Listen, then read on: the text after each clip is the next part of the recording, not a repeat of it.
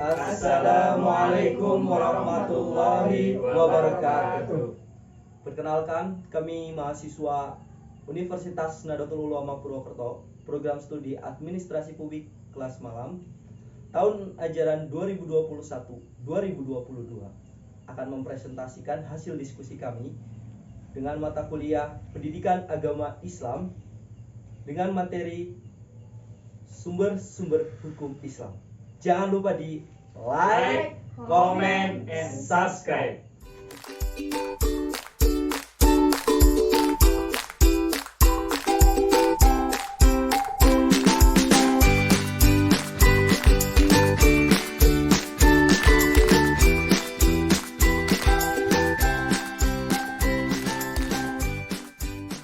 Assalamualaikum warahmatullahi wabarakatuh. Perkenalkan, nama saya Al-Faizah.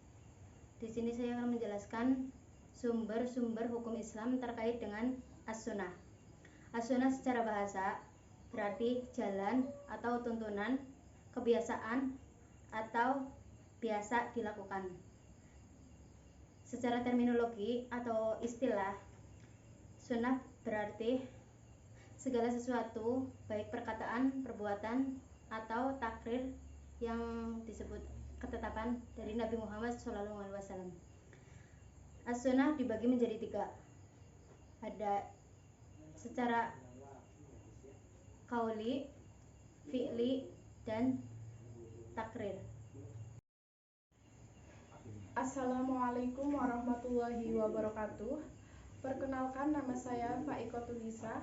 Saya di sini akan melanjutkan materi tentang hukum-hukum Islam. Tadi sudah dijelaskan pengertian dari al-hadis atau as-sunnah. Poin yang kedua, saya akan menjelaskan hubungan antara Al-Quran dan as-sunnah.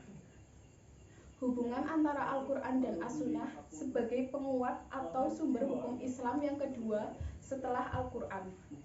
Jadi jelas antara as-sunnah dan Al-Quran itu saling berkaitan. Apabila sesuatu yang dilakukan oleh Rasulullah tidak rinci atau tidak dijelaskan di dalam Al-Quran, maka perintah tersebut dijelaskan di dalam as-sunnah atau al-hadis. Terima kasih. Mungkin hanya itu penjelasan dari hubungan antara Al-Quran dan as-sunnah.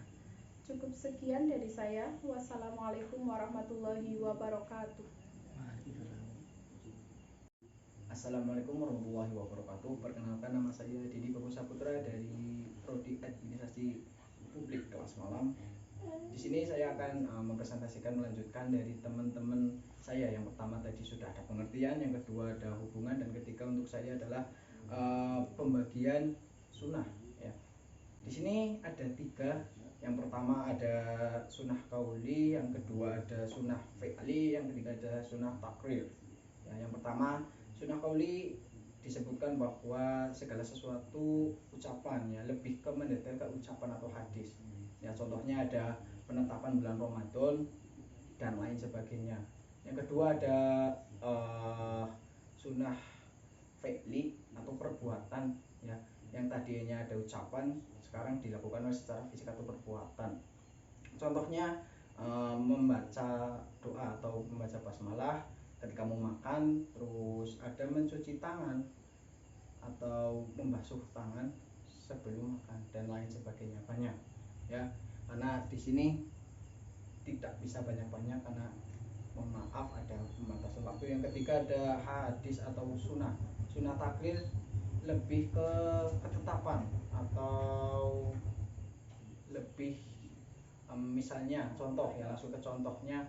Misalnya ada hukum mengonsum sahabat, ya, umumnya ketetapan yang diperbuat sahabat tapi dibenarkan oleh Nabi. Contohnya ada sahabat yang menanyakan hukum memakan biawak atau daging beb, ya.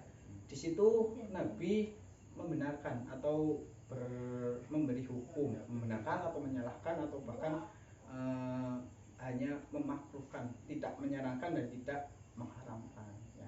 Jadi banyak sekali contohnya, tapi mohon maaf untuk kesempatan kali ini hanya beberapa contoh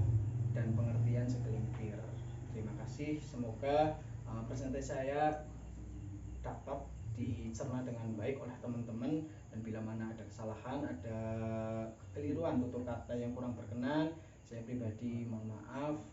Mungkin cukup dari saya, kurang lebihnya mohon maaf. Wassalamualaikum warahmatullahi wabarakatuh.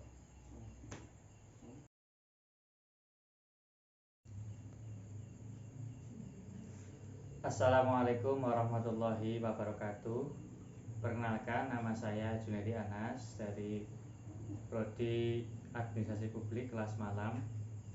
Di sini saya akan melanjutkan materi terkait dengan sumber-sumber hukum Islam. Tadi sudah dijelaskan oleh sahabat saya Al-Faizah, yaitu tentang pengertian sunnah, baik secara bahasa, baik secara istilah. Kemudian ada sahabat saya Faikotun Nisa yang menjelaskan tentang hubungan antara Al-Quran dan Sunnah. Kemudian ada sahabat saya Mas Denny tadi menjelaskan pembagian Sunnah. Ya, tadi ada Sunnah Aulia, Sunnah Fi'liyah, dan Sunnah Takriri. Nah, di sini kebetulan saya mendapat bagian tentang materi as-sunnah sebagai sumber hukum Islam. Baik teman-teman, sahabat-sahabat yang saya hormati, hukum Islam itu ada 4, ya. Kaum Aswaja, Ahli Sunnah wal Jamaah, An-Nahdiyah itu bersumber hukum Islam ada 4. Yang pertama adalah Al-Quran, kemudian As-Sunnah, kemudian Ijma, dan yang terakhir Qiyas. Nah, As-Sunnah jelas menjadi sumber hukum Islam yang kedua setelah Al-Quran. Pengertiannya, ketika ada ayat ataupun kalimat yang ada dalam Al-Quran tidak dijelaskan secara rinci, kita bisa mencari di sumber hukum yang kedua, yaitu As-Sunnah. Kita bisa mencarinya dari hadis-hadis Nabi yang diriwayatkan oleh banyak imam. Ada Imam At-Tirmidzi, ada Imam Bukhari, ada Imam Muslim, dan imam-imamnya lain yang meriwayatkan hadis Nabi. Jadi kesimpulannya teman-teman, terkait dengan As-Sunnah itu jelas sebagai sumber hukum Islam yang kedua. Begitu. Terima kasih. Penjelasan dari saya cukup sekian. Banyak kekurangan dan kesalahan mohon dimaafkan. Apabila ada pertanyaan silakan ajukan saja. Apabila saya bisa menjawab akan saya jawab. Apabila tidak akan saya jadikan PR. Terima kasih dari saya cukup sekian. Assalamualaikum warahmatullahi wabarakatuh.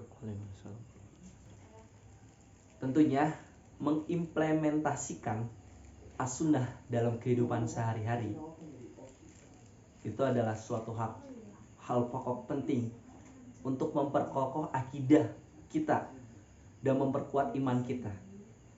Saya ambil beberapa contoh dari buku karya Khalid Al-Husain.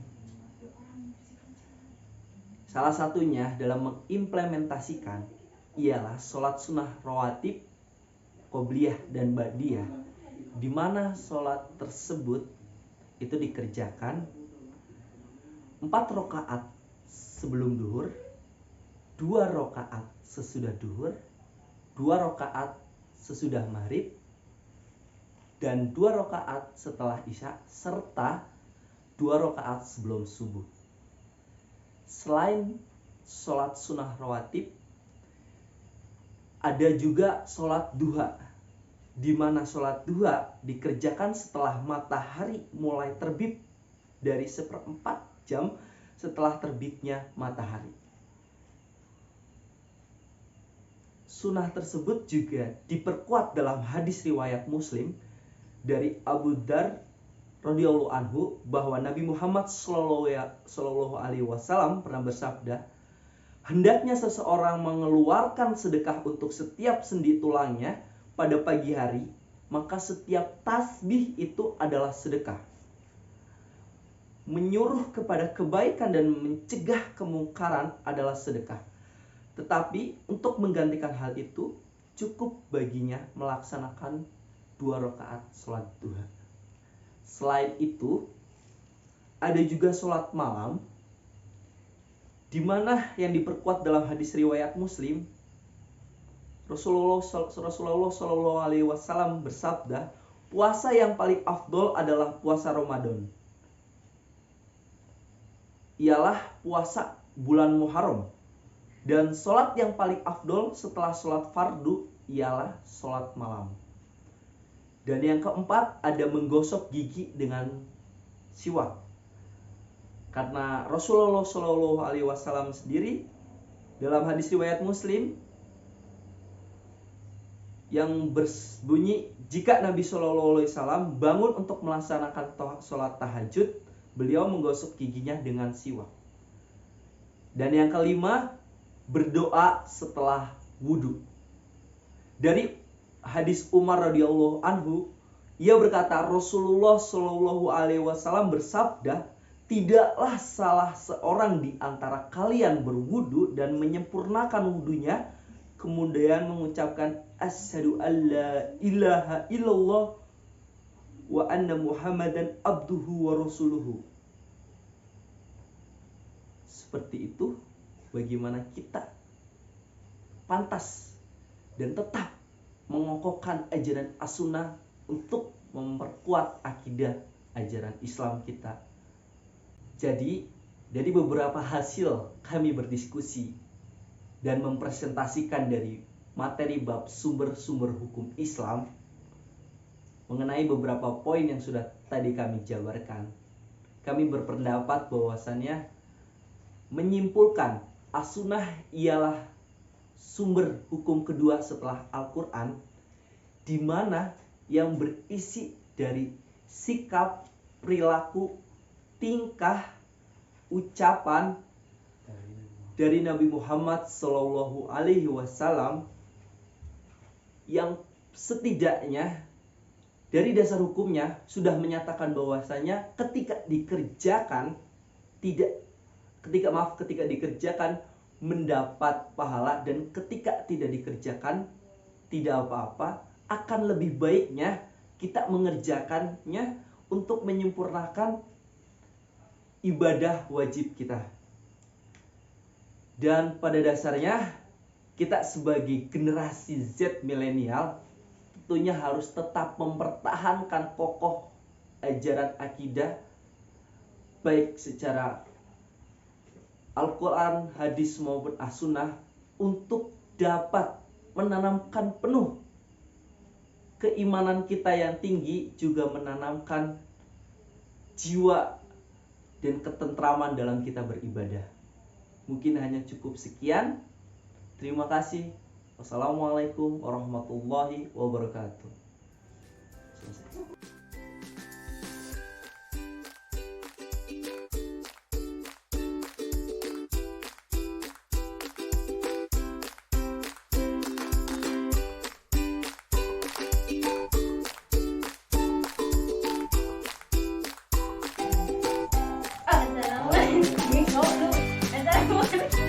Yo. Yo, Cik, ra lo. Assalamualaikum warahmatullahi wabarakatuh. Ya. Assalamualaikum.